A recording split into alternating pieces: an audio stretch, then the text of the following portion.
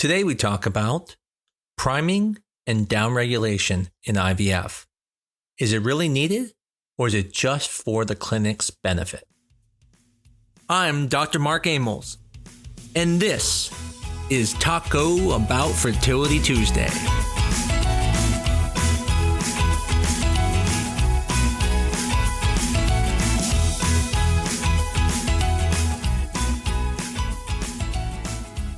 One thing I hear all the time is that patients think that clinics put them on things like birth control for their own benefit, meaning they don't want to be doing IVF all month. So by putting people on birth control, we can then get them to all line up so they start at the same time. And that way the doctor gets a great schedule, gets weekends off. A common term for that would be batching. And then right before you start the IVF process, you undergo a downregulation scan where you're going to make sure everything looks good before you go through IVF. And so today I want to talk about, is it really needed? Do you really need to do priming?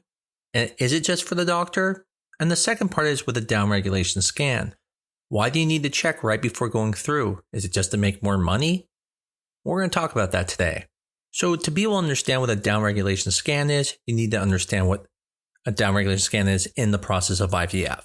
So for someone who's just listening, the first step in IVF is usually going on some type of priming agent, such as birth control, whether that is going to be a combined oral contraceptive, progesterone only, estrogen only. That is a whole nother subject, but the point is you'd be put on something. Now, where the word downregulation comes from is we truly used to downregulate people's hormones by putting them on Lupron. So in the past, we used agonist cycles, and everyone would start on birth control, then put on Lupron. And the reason why is because if you start Lupron without being on birth control, one of the things that will happen is you will then make a cyst, basically being a follicle. The reason that you had to downregulate someone because you didn't want their body to produce any hormones. You wanted to control it with the IVF medications, such as FSH, to get the eggs to grow. And so by downregulating, you would make sure the hormones were not going on. That has changed now because now we have antagonist cycles. And part of the reason we used Lupron in the past was it prevented ovulation. But now with antagonists, we can also prevent ovulation, so we don't need to use Lupron anymore. Now, there still is some downregulation and upregulation that occurs, but we've kept the name a downregulation scan prior to starting the IVF process. So as I started, people are put on some type of priming agent, and they're usually on that for about 2 to 3 weeks. And then they go into what's called the stimulation. And that is where you take injections to make the eggs grow, at which time you're coming in for ultrasounds, verifying that the eggs are growing, and make sure everything's going well. Prior to starting that, though, you'll do what's called a downregulation scan. And that's where a lot of our focus is going to be today is what is the importance of it? Why are we doing it? And is it really needed? From my perspective, it is absolutely needed. And the reason why is because I always get back to this topic about the stress of IVF and the fact that there is so much riding on it. And what I mean by that is saying, if an IVF cycle fails, it's not just a failed IVF cycle, but that is hope that is lost in that patient. And so if you start off on a bad foot and the chances are lower, it doesn't matter. The patient's still going to feel like they failed, their body failed, and it's going to hurt their hope and maybe their drive to keep continuing. So I feel like every IVF cycle should always be its best. And for that reason, the downregulation scan makes sure everything is good before you start. I always like to tell people it's kind of like the pit stop before the race. You're making sure that the oil's all the way up it's supposed to be, the tires look good, everything's tuned up. Now, obviously, your body is not that, but the point is still the same. Make sure everything is okay. Now, the part we didn't talk about is we said you would stimulate the eggs after the downregulation, which is true, and then eventually you retrieve the eggs, and then you do a transfer. And one of the parts in the downregulation is actually to even look at the endometrium. Now, this has fallen a little to the wayside now because most people are doing frozen embryo transfers. So what the lining looks like in the beginning doesn't matter because you're not going to be implanting into it. But before, when we were doing fresh transfers, this mattered. If your lining was abnormal, if it was thick and it didn't look like you shed your lining, that may affect a transfer because then they may not want to transfer the embryos into that lining because they're concerned about it. And so they may freeze your embryos in that context to make sure that you have a good lining before the transfer. Now, again, today, most good clinics are doing frozen embryo transfers. And for that reason, that lining doesn't matter as much. And so that downregulation scan is as important to make sure the lining is thin and ready to build up.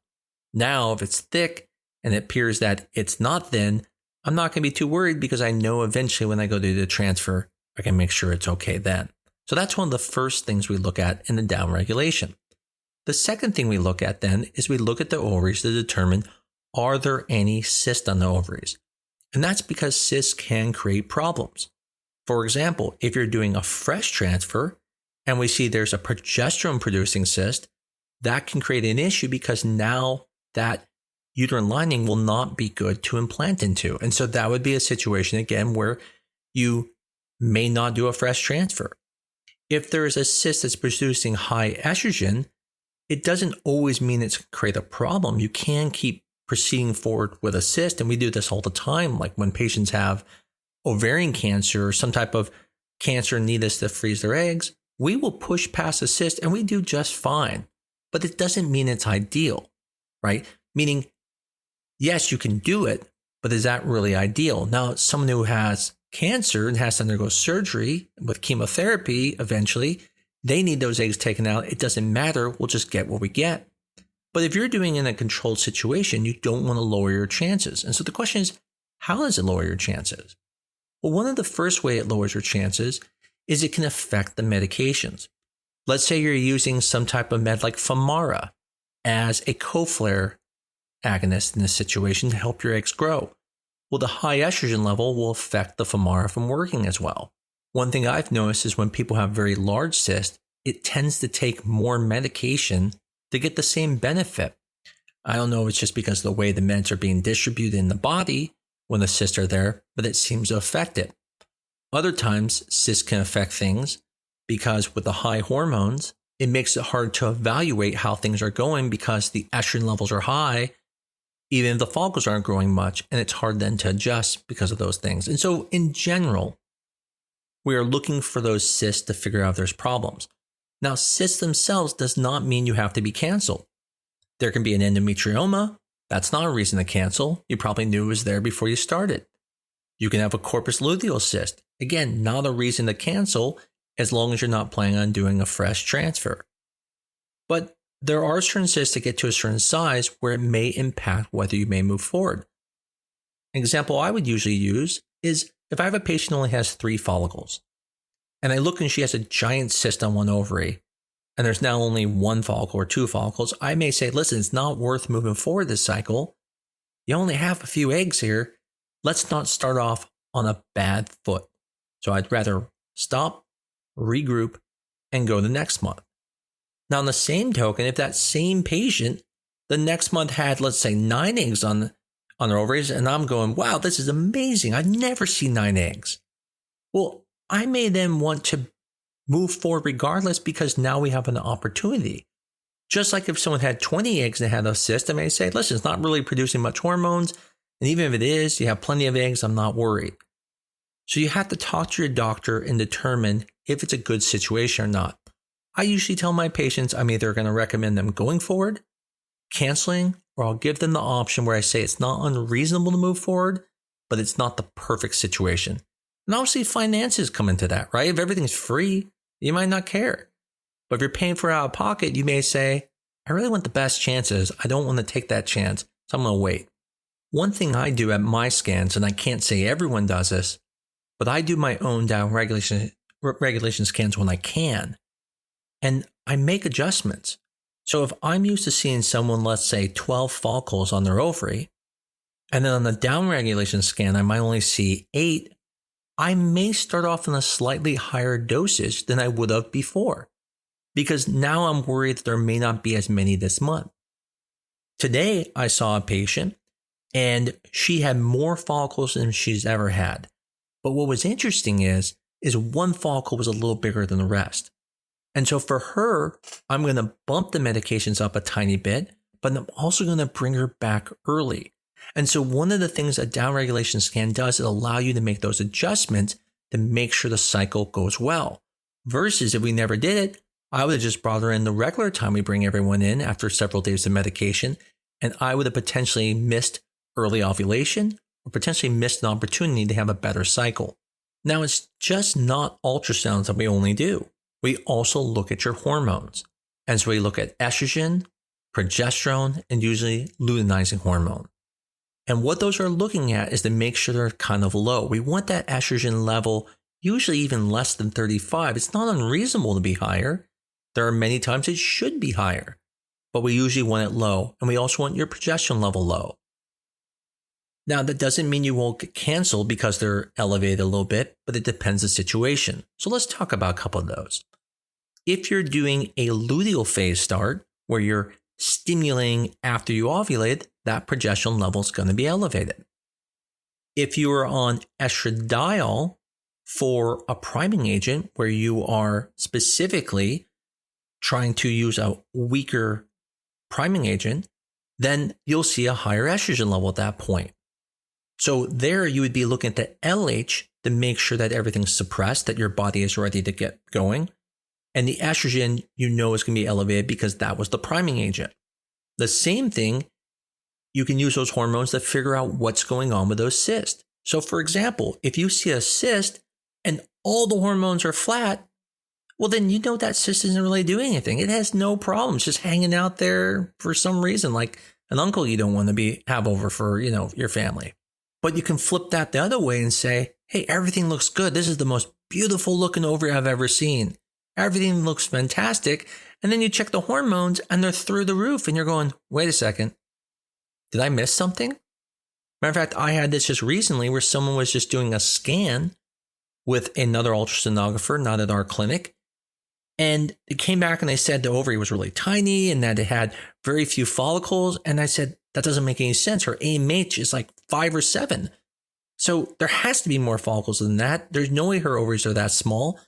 And so clinically, what we do as physicians is we keep this stuff in mind and things usually make sense. And so when we get these hormones and we get this scan, we ask ourselves, does this make sense? That way, when we leave the pit stop to go to the race, we know everything is good. And so with that patient, I knew something wasn't right. They redid a scan and came back the next day realizing they didn't actually see the ovaries. Now, it's always important to know this is the way we do things. There may be clinics that only check hormones, and that's not unreasonable to do. I do think the hormones probably matter even more than the scan, but for me, the scan plays a part in it because it allows me to make those early adjustments. But I always think it's important to understand different isn't wrong. So then that takes us to the priming. What was the purpose of priming to this downregulation scan? Well, like we said in the beginning, the original purpose was put someone on Lupron, and that shut everything down. If your estrogen was even a little bit elevated, we knew something was wrong because the Lupron should have shut everything down.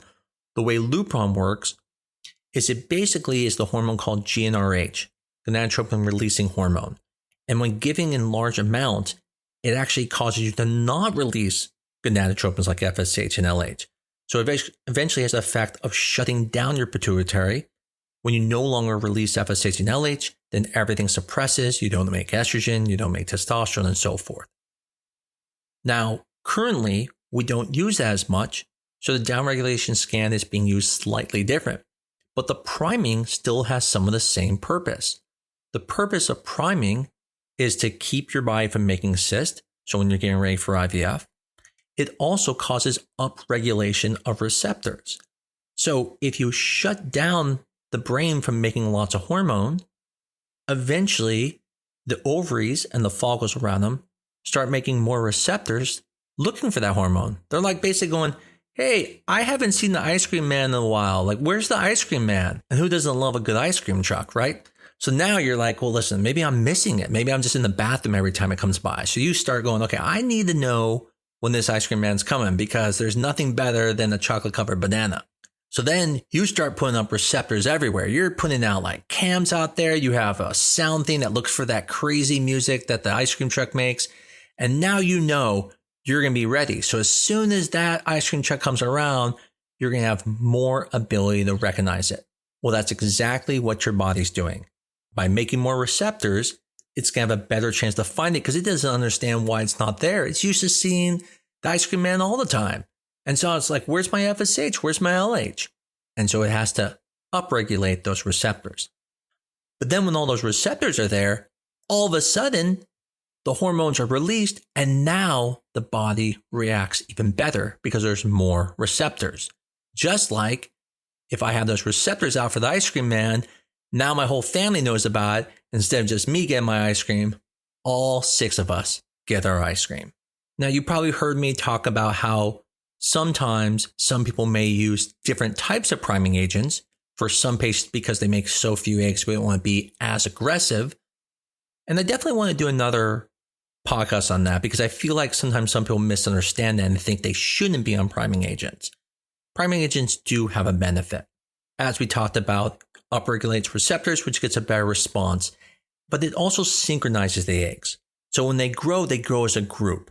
That way, there's a zone of where the eggs are mature between approximately 15 and 20 millimeters.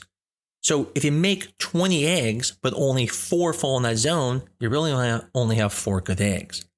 But if you make 10 eggs and all 10 eggs go in that zone, even if you make less eggs, you have more mature eggs. That is one of the other benefits of priming. So to answer the question, do doctors put people on that so they can have a better schedule?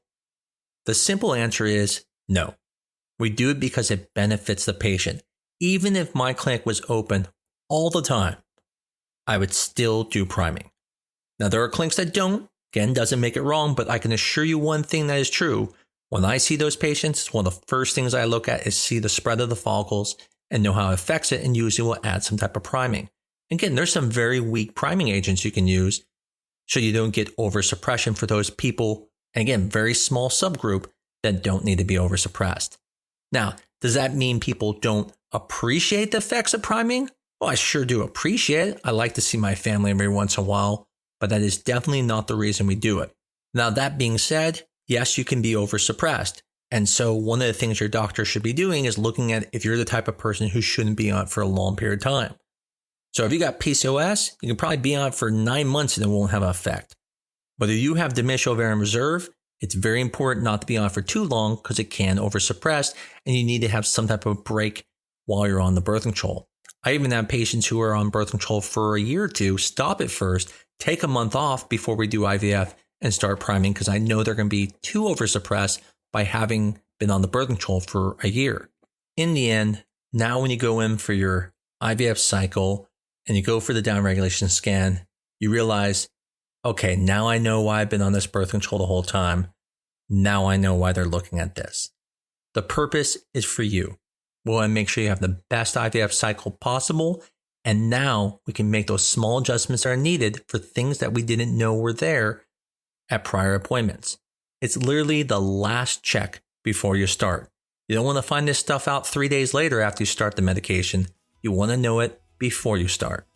Now that we wrap that up, maybe we should all get some ice cream because I've been talking about it for a little bit here and I think even I want some.